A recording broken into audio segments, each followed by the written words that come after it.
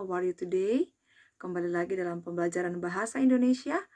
Nah, saat ini kita akan membahas masih pada bab 2, yaitu berkreasi dalam cerita imajinasi.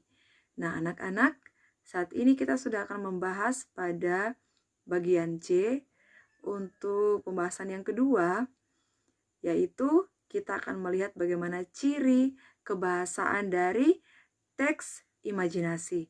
Kalau sebelumnya kita sudah belajar tentang struktur ya, tentang struktur. Saat ini kita akan membahas untuk masalah kebahasaan yang digunakan, kaidah kebahasaan yang digunakan. Nah, anak-anak, untuk cerita imajinasi menggunakan 3 ciri khas kebahasaan yang selalu digunakan. Dan yang pertama adalah konjungsi urutan waktu, yang kedua adalah kata ganti, dan yang ketiga adalah kalimat langsung dan tidak langsung. Nah, ini ciri khas yang akan kalian lihat pada cerita imajinasi. Baik, berikut lihat penjelasan selanjutnya. Di sini kita akan melihat contoh ciri kebahasaan pada cerita imajinasi. Dan kita akan mulai untuk yang pertama, konjungsi urutan waktu.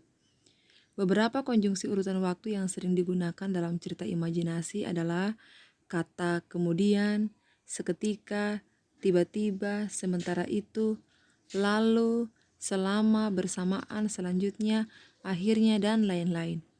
Coba kita lihat pada contoh teks. Pada teks bayangan dalam cahaya, perhatikan pada paragraf terakhir. Pada paragraf terakhir, di situ teksnya berbunyi seperti ini. Setelah mengetahui dia memiliki kekuatan super, ia bertekad untuk memperbaiki negerinya dari ancaman bahaya pada penjahat. Namun, untuk menjaga dan selanjutnya. Coba kita perhatikan ada 2 kata yang menunjukkan konjungsi urutan waktu. Yang pertama, di awal dimulai dengan kata setelah. Kemudian dilanjutkan dengan kata namun. Setelah di sini menunjukkan konjungsi waktu. Setelah berarti waktu terus berjalan, tetapi setelah itu, nah, ini menunjukkan bahwa ada terjadi sebuah urutan waktu. Setelah sesuatu terjadi, maka kemudian terjadi lagi hal yang lain. Itu untuk contoh yang pertama ya. Yang kedua, nah ini untuk ciri yang kedua, kata ganti. Kata ganti merupakan kata yang menggantikan suatu benda atau hal. Kata ganti ini terdiri atas kata ganti orang, kata ganti petunjuk, dan kata ganti penanya. Coba kita lihat contoh berikut ini. Pada teks terlihat kata ganti petunjuk. Lihat itu. Itu yang dimaksud menunjukkan sesuatu. Sehingga kata itu ditujukan untuk menjadi kata ganti penunjuk. Coba perhatikan juga ada kata ganti orang. Kita lihat orang-orang hanya ternganga mendengarku. Nah, kataku di sini menggantikan orang. Kemudian kata ganti penanya, apa? Di situ ada kata ganti penanya. Kemudian kau. Kau juga menunjukkan kata ganti orang. Di sini ada kau, aku, ku, nya, itu kata ganti orang. Nah, sekarang kita ada pada ciri yang ketiga, yaitu kalimat langsung dan kalimat tidak langsung.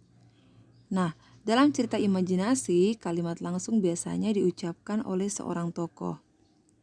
Adapun kalimat tidak langsung digunakan oleh pengarang dalam menceritakan tindakan tokoh tersebut. Kalimat tidak langsung bisa juga digunakan oleh tokoh saat menceritakan tokoh lain. Coba kita lihat pada contoh berikut ini. Nah, di sini ada satu contoh kalimat langsung. Contoh.